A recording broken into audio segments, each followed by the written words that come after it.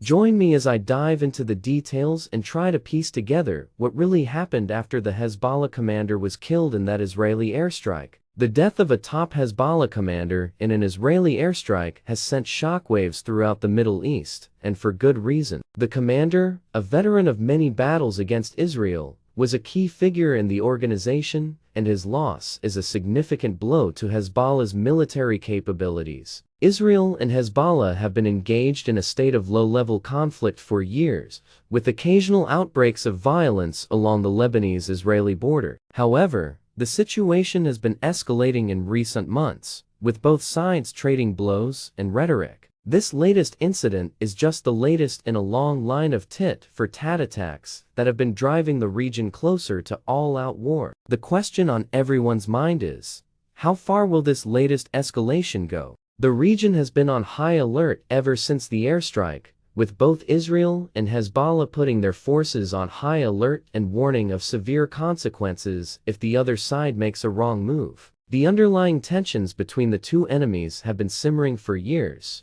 but this latest incident has brought them to the surface once again. It's a volatile situation that could boil over at any moment. Meanwhile, the international community has been watching with bated breath, urging restraint on both sides and calling for a return to calm. But with the region's geopolitical situation as complex and fragile as it is, it's hard to see how this latest incident won't have far-reaching consequences. The commander's background is shrouded in mystery, but what is known is that he was a highly respected and feared figure within Hezbollah. He had been involved in numerous battles against Israel and was known for his cunning and bravery. His death is a significant blow to the organization, and it will be interesting to see how they respond. The events leading up to the airstrike are still unclear, but it's believed that the commander was targeted while on a mission in Syria. The airstrike itself was reportedly carried out by Israeli jets, which penetrated Syrian airspace to carry out the attack. The circumstances surrounding the strike are still murky,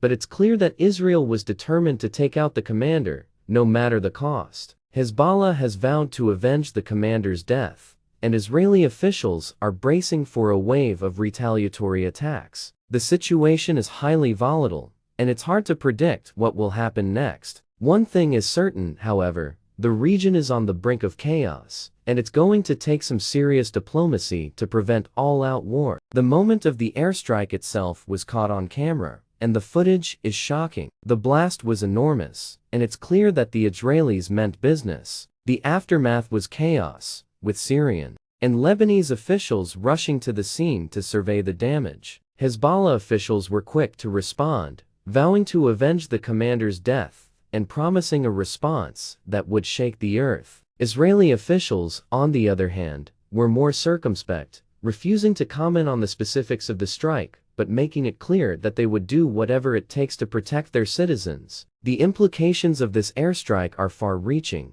and it's hard to overstate the significance of this incident. The region is already on high alert, and this latest incident has brought it to the brink of chaos. The international community is watching with bated breath, urging restraint on both sides and calling for a return to calm. In conclusion, the death of the Hezbollah commander is a significant escalation in the ongoing conflict between Israel and Hezbollah, and it's hard to see how this latest incident won't have far-reaching consequences for regional stability. Thanks for watching, and let me know what you think about the situation in the comments below. If you want to learn more about the conflicts in the Middle East, be sure to check out my previous video on the subject.